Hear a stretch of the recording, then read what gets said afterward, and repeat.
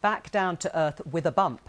There were audible sighs of relief from Downing Street this week as the Metropolitan Police investigation into parties during lockdown concluded. They issued 126 fixed penalty notices in total, but no further fines for the Prime Minister. Now, everything hangs on the hotly anticipated Sue Gray report, which could be out within days. There are fresh questions for the Prime Minister this morning too over what was discussed at a meeting between him and Sue Gray several weeks ago. Earlier this week, he was asked to guarantee Number 10 wouldn't block any names being made public. Here's what he had to say. That will be entirely up to Sue Gray, and I'll be looking forward very much to seeing what she has to say, and fingers crossed that will be pretty soon next week. And the Education Secretary, Nadhim Zahawi, is here with me. Nadhim Zahawi, you're the Education Secretary, so I need to ask you a question. We'd heard from Dr. Susan Hopkins just a few moments ago. She says monkeypox is spreading here. What plans are you making? It is serious, and the Secretary of State for Health has already bought the vaccine, which is important, and I know that he and his team and the UK Health and Security Agency will continue to monitor this. So we're taking it very, very seriously. And he had the foresight to buy the vaccine in the first place to be able to have a first line of defence against monkeypox. But I'm sure there'll be further discussions as well. All right, let's talk about the Sue Gray report. It's been a long-awaited, detailed investigation. Of course, it was paused or certainly held back while the Metropolitan Police finished their investigation. No more fines for the Prime Minister. But Sue Gray has been looking in detail about what went on at Downing Street and Whitehall during lockdown with those lockdown and rule-breaking parties. Can the Prime Minister survive this when this is published? Well, I think a couple of things to say on that. One, the Prime Minister has always ensured that Sue Gray is a very senior civil servant. I've worked with Sue Gray, I know Sue Gray, and I know that she's gone where the evidence has taken her. You remember her first report, she didn't pull her punches. It was pretty robust. So you think he can survive? Well, he made the changes after her first report. Remember, she said that actually we haven't had the full operation... report yet, Nadhim Zahawi. I hear you. But even with the interim report, or first report, he still took that on board, made the changes, new chief of staff, new deputy chief of staff. Yes. Andrew Griffiths going into the... but he's still there, even though he's at the top of the organisation. And he's the right to be, because I think the Prime Minister has always, throughout this process, allowed Sue Gray to conduct herself independently. More important than that, Joe, and you will know this, right? This is the Prime Minister who delivered Brexit, who delivered the vaccine. We don't need to go through his greatest hits, as you would see. Why wouldn't you? Let me ask you a straightforward question. Will all the evidence that Sue Gray has gathered be published in full, put into the public domain? Sue Gray makes that decision. Sue Gray has complete control over this. I haven't seen the report. She will publish that report when she thinks but you'd welcome it. It's right. I would absolutely welcome it. It's the right thing to do. And I think it's important that the Prime Minister then come back to the dispatch box and respond to that, as he has promised he would do. So ultimately, what matters is people understand what happened and then learn the lessons from it. So you would be pleased to see all the photos, all the CCTV, all the WhatsApp messages that Sue Gray has looked at in detail. You'd want to see it published. I want to see Sue Gray publish what she thinks is right and appropriate. She, after all, is a formidable civil servant with a level of professionalism and integrity that is unquestionable. Right. She's been allowed to follow the evidence. She makes that decision, and we will all then see the report.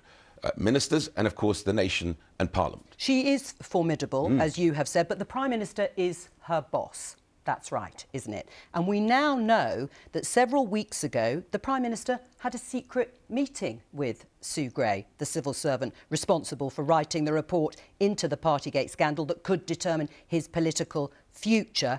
Who called that meeting? Hold on a second. You just called it a secret meeting. The Prime Minister meets his senior civil servants all Why? the time. Why would he But want hold to on. meet? Why would he want to meet the person who is responsible for a report investigating his role and others in Partygate before that report is published? Well, because she's also the senior civil servant responsible for levelling up and making sure that the United Kingdom gains the benefit. Are you in comparing all its foreign levelling up nations. No. to law-breaking parties that went on at Downing Street? No, Joe, you just agreed with me that Sue is formidable and has a reputation for integrity that is unquestionable. Let me just finish. Why did the Prime Minister call a meeting with her? So I just said to you, the Prime Minister meets his civil servants all the time. I don't know why they had that meeting a couple of weeks ago. All I can say to you, I don't believe it's material to the outcome of the investigation. Why? Let me tell you why. Because the PM has always said that Sue Gray can take the report to wherever the evidence takes her. Sue Gray is doing this independently. The Prime Minister will not interfere He didn't need or to call a meeting, intervene but just to clarify and be clear. Yes. You are saying the Prime Minister called that meeting with Sue Gray? No, I just said I don't. I said to you, I don't know. I said to you, I don't know who called the meeting.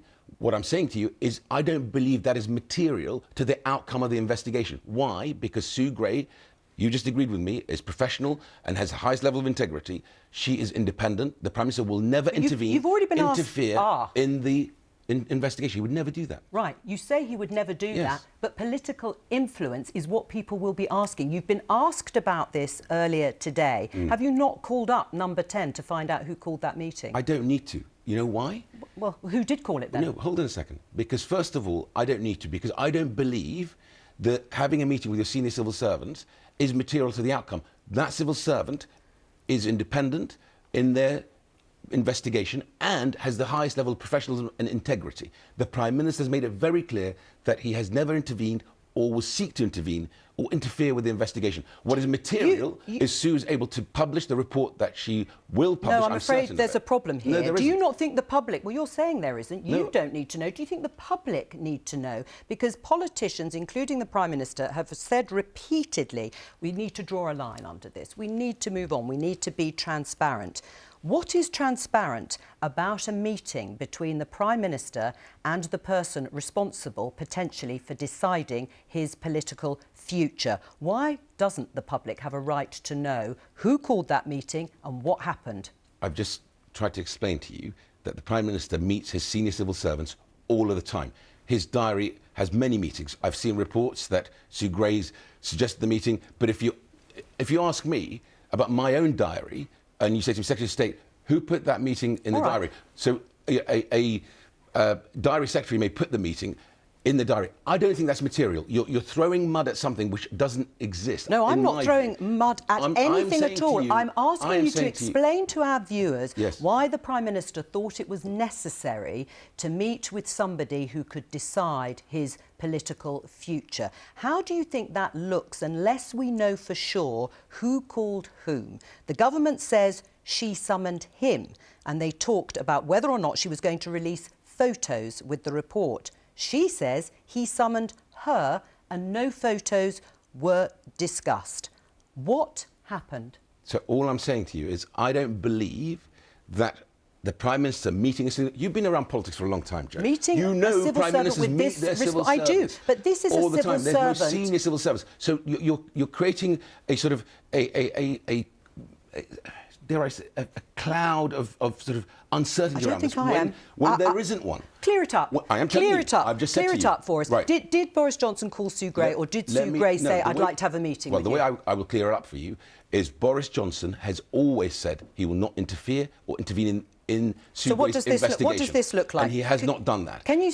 How do you know? Because he's absolutely on record as saying he won't do it, and he's reassured the country he won't do it. And if there's any evidence of that, then tell me where you get that from. You're actually questioning Sue Gray's integrity, because she would never allow it. Because Sue Gray, I've known her for years, I've worked with her, is a professional and has the highest level of integrity. So you're now saying, a minute ago you told me you thought she was professional, and I'm and asking questions as to what happened here to try and get to the bottom of it, because transparency, you have said and your government says, is important. Some people, and when I talk about some people, viewers saying he was trying to influence what she put in her report. That's what they may think.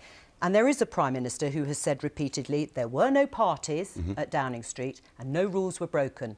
We know now that's not true. And it's the same Prime Minister that said he'll come to the dispatch box and actually explain after the police investigation. He did that. He will come to the dispatch box and explain after Sue Gray publishes her report. You agree with me that Sue Gray has the highest level of integrity and professionalism. She has gone wherever the evidence takes her, and she will make the decision as to what to publish. And I trust the process, and I trust Sue Gray to do the right thing, because Sue Gray will never allow herself to behave in any other way. That's the whole point here. Even if Boris Johnson wanted to have a meeting with her to discuss the content of her report? Boris Johnson has meetings with all the civil servants, senior civil servants, many times, because they have other responsibilities as well as her responsibility. Has anyone in government made any attempt to contact or influence what's in Sue Gray's report? No, I don't believe anybody would ever even countenance the fact, because it's only right that Sue Gray is allowed to conduct her report, her investigation. And Sue Gray, I said to you earlier, I've worked with her. I know she has the highest level of integrity and would never allow that. Look at what she did on... hold on. We have evidence here, right? Look at what she did. I'm not questioning Sue Gray. I'm only really interested in the Prime Minister here. We have evidence here, right? Because you judge someone on their track record. Her first report, Sue didn't pull her punches. It was a pretty punchy report that the Prime Minister had to come and respond to and change the way things are done in Number 10. Right. All right. Well, let's go back to the changes. Sue Gray and what she will then publish. Let's go back to the changes. She also criticised failures in leadership at Number 10 in that initial report. Are you ashamed that Downing Street is the most fined address in Britain? 83 people, 126 fines. So the Prime Minister came to the dispatch box and actually explain what I'm not happened. asking you that. Are you ashamed of that? No, of course we have to learn the lessons from that. Everybody who has had a fine must reflect on this, right? Hold on, Joe, right? The Prime Minister then didn't just make a statement, made fundamental changes in Number 10. A new Chief of Staff, Deputy Chief of Staff, having Steve lots of other Barclay people take lost over. their jobs. That's fine. No. And he thinks he changed the culture. But let me talk to you, because you were a businessman, Nadhim Zahawi. We've spoken many times about your life prior to politics. If you were running a company now and 83 members of your staff, including you, were fined for flagrant law breaking, would you resign? So, one, it depends on what actually happened, and I think the Prime Minister, we've seen now... But I'm asking in that instance, would you resign? Would you take accountability? People were throwing brickbats at the Prime Minister saying, he's going to get fined many, many times over. He's been fined once, and the police investigation is over. With even that fine, he came to the dispatch and explained why he felt he had actually done the right thing, and he didn't feel he had... he felt he was inadvertently misled Parliament and apologised for it. Inadvertently doing a lot of very heavy lifting here. Joe, the thing is, I'm talking about the staff. If you were running a company and your staff were fined, yes, as the head of an organisation, would you feel accountable and would you feel you had to take the responsibility for the culture that existed that meant those staff actually broke the law? And you remember when the Prime Minister got the fine and paid the fine, he made a statement that I am fully accountable and I want to make sure that we learn the lessons and do much better, because he's focusing on, we've got a war in Europe. We've just completed a most successful booster campaign, which, by the way, if the Prime Minister hadn't taken the decision to buy the vaccines, which I was witness to, we wouldn't have had an opening at Christmas. We should forgive the law breaking. No, what I'm saying is we should learn from that, always hold ourselves to high standards, and that's what the Prime Minister is doing. That's what the team now is doing in Number 10. That's the right thing to do. Sue Gray will publish her report, and the Prime Minister will respond to it in Parliament. That is the right thing to do. The nation expects the Prime Minister to continue to deliver recovery in the economy. Well, you don't know we that, are in a global battle against inflation, right? He has to deliver that recovery in the economy, right? That battle is being waged all over the world, in America, in Europe. All right, well, let's talk about the economy, right? The cost of living. Shall we talk about those economic issues? Because, as you know, it's a huge challenge. The windfall tax on oil and gas companies, profitable companies. Should it happen? Right. So the Chancellor will look at all the options. Let's look at the oil and gas companies. What's holding you back from making a decision let me on explain this? to you. The Chancellor's been looking at these options. You've just asked me the question, Joe. Allow me to explain, right? You asked me about the windfall tax. Those energy companies get taxed at twice the rate of other corporations. They pay 40% tax. Let me finish. They've all pledged to invest in renewables, 70 billion of investment.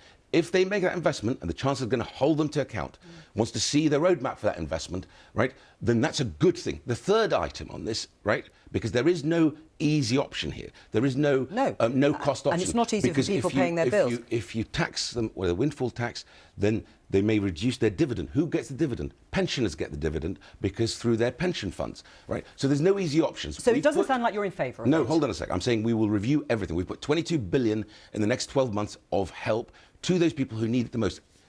In July, right, 34 million people get a tax cut of £330 per annum because why? This Chancellor has listened and actually dealt with the national insurance threshold. Let me just follow me with this Nadhim Zahawi, we haven't got that much time, and we have already been through. We spent a lot of time about a meeting with well, you not think it's important? No, of course it's important. But what's more important is her report and her independence and her ability to follow the evidence. Is it a matter of time before this government does announce some kind of windfall tax? So the Chancellor will want to look at all the options. He's looking at the data as to what's happening with the energy spike, what's happening with the weekly shop. In April, people got £150. I know. Council tax rebate. They will get £200 discount on the energy bills in October. But the thing he will do, and I promise you this, is the Chancellor will see how he can target help to the people who need it the most. Will he uprate benefits? Will he uprate benefits in line with inflation? He will look at every option. No, I know he's looking at the options, but should he? He will look at. The Chancellor will make the decision, but he is on people's side and he will deliver that help. 22 billion in 12 months is what was being delivered now, and he'll go even further. Yes or no? I've just said to you, he'll go even further. Yes, well, we're expecting him to go even further because that's what the government has said. Could there be anything in the Sue Gray report that we have spent a lot of time talking about that would make you rethink your support for the Prime Minister? So, I don't know what's in the Sue Gray report. Right, you don't know what's in it. Nobody knows until she publishes it. Is there anything? Right? The Prime Minister has my full confidence. Do you know why? Because every time he said he will come to Parliament, explain himself and make changes that are fundamental. He's focused on the economy, on making sure that we have safer streets. We haven't got any time, but thank you very much for joining me. That's it from me. Sophie.